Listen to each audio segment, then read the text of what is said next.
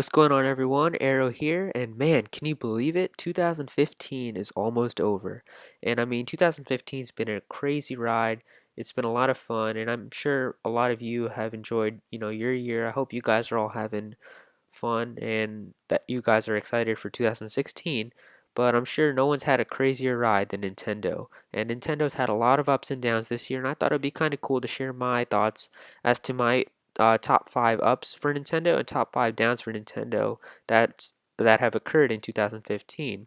And so just please remember these are just my opinions, and if you have other ideas or other suggestions as to your ups and downs, please leave them in the comments below, and I'll be sure to reply to them and see what you guys think about Nintendo's ups and downs. So let's get started. Now, I don't want to leave you guys with sort of a negative taste when you're done watching the video, so I want to get rid of all the downs right away. So I'm going to be showing you my top 5 downs for Nintendo first, and then we're going to be talking about the positive things. Let's talk about the downs. The number 5, I think, is Club Nintendo closed. And I mean, some of you may not know what Club Nintendo is, but it basically was a program where you would buy Nintendo games and there would be a code inside the packaging, and you would enter it online, fill out a quick survey, and you'd be rewarded with coins, and you could use the coins online and spend them on cute little rewards like calendars and like other little like toys that you could get. And it was kind of cool, and I mean I like doing it because I got some cool things that I had, and the rewards they gave were kind of cool too. So it was a shame that the program closed. I know they did say that there's a new program coming out soon, but I mean we as of today we have no idea what that new program is or how it's gonna work. So yeah, so that's one of the downsides this year for Nintendo.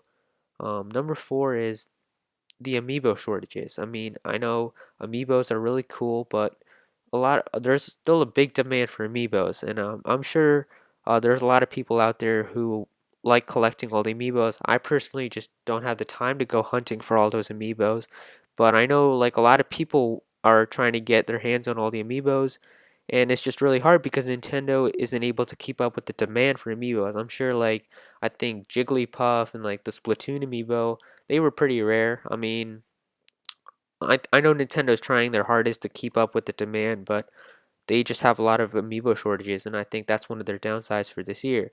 Now, an upside would definitely be they had a lot of cool amiibos, because like, Mr. Game & Watch, the one where you could switch the poses and all, that was pretty sick. But other than that, I mean, they had a lot of amiibo shortages, and they really got to step that up, make sure they understand a lot of people want them, and they got to start making a lot of amiibo.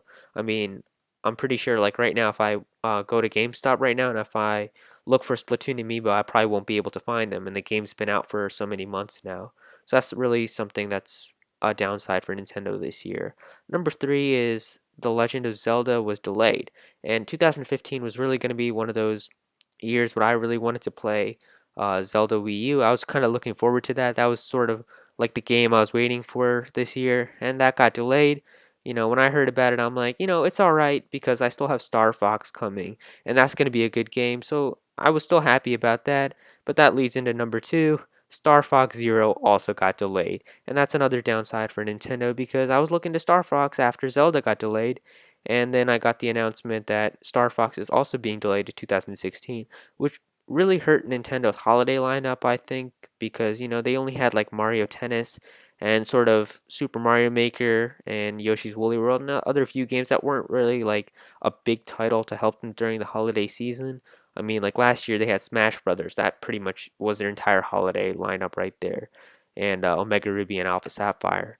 But like this year they didn't really have that much, especially with Zelda. That was like their main game. That got delayed, so we were all waiting for Star Fox, and then that got delayed. So you really didn't have a holiday lineup. So that was a downside.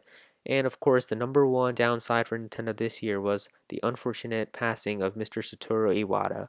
Iwata was a great man for Nintendo. I really loved watching him on the Nintendo Directs. I really felt like I was really close with him. I was so disappointed when he passed away. I really did feel like I kind of knew him, even though I never met him in person. I just sort of had that feeling, it kind of feels like you really knew the guy, and like he's just like one of those like relatives that you don't talk to that much, but like you see them every like Christmas or like every like Thanksgiving, it's kind of like that, you know, like I don't see Mr. Iwata like every day or anything, but like, you know, during those Nintendo Directs, it's kind of like you and him, like, you know, you're talking and kind of like having a connection. It's really kind of cool, and I was really upset when he passed away. That was really sort of a big downside in Nintendo as well for 2015.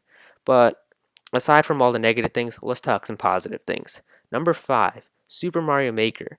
I think Super Mario Maker was an amazing game that launched this year, and it was really cool to see how people were so creative with their ideas, and like they were making really cool levels. I mean, I'm sure you've seen those automatic levels where you just stand there and, you know, the whole course finishes for you. Those were really cool and creative, and you know, I'm sure there's a lot more ideas that people are going to come up with down the road, but like it's been a really cool game. I think that's one of the best games that's launched this year, and one of the best games in general that's on the console.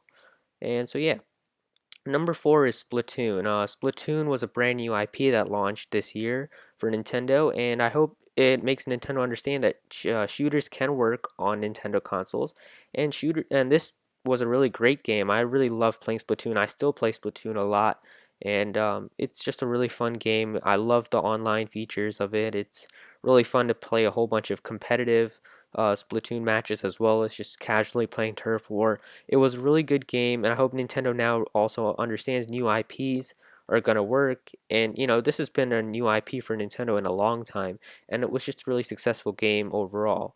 So definitely a big plus side for Nintendo this year. Number three is Cloud Strife joining Super Smash Bros. Like most people, I was blown back when I saw Cloud's reveal for Super Smash Bros. I had no idea how they did this. I mean, Sakurai is obviously a genius. I have no idea how he was able to put Cloud in Super Smash Brothers. I'm so happy that he was though. And you know, it's going to be a lot of fun. It's really a lot of fun using him.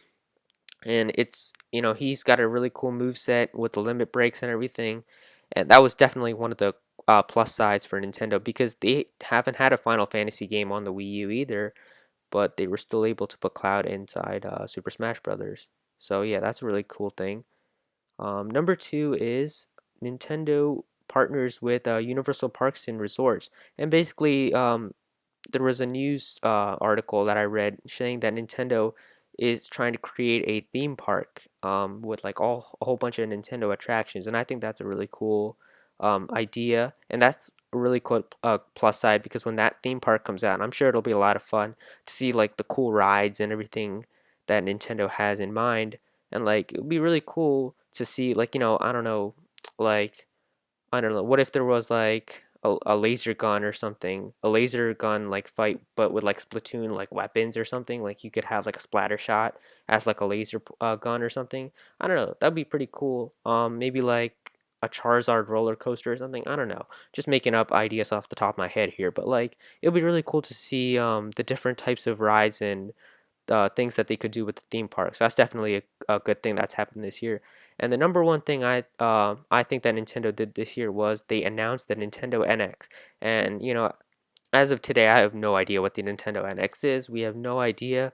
We only have patents to go off of, but that still shows that Nintendo is still into the video gaming industry, as people thought, you know, when they announced that mobile games were going to be coming to Nintendo or to smartphones and tablets. People were like, "Oh no, is Nintendo giving up on video game consoles?" And when they announced the NX, you know, we could still see that Nintendo's still into gaming consoles, and you know, we're all just awaiting to see what this new Nintendo NX is going to be like, and that's what's going to make 2016 a great year. I think I'm almost certain that the NX is going to release in 2016.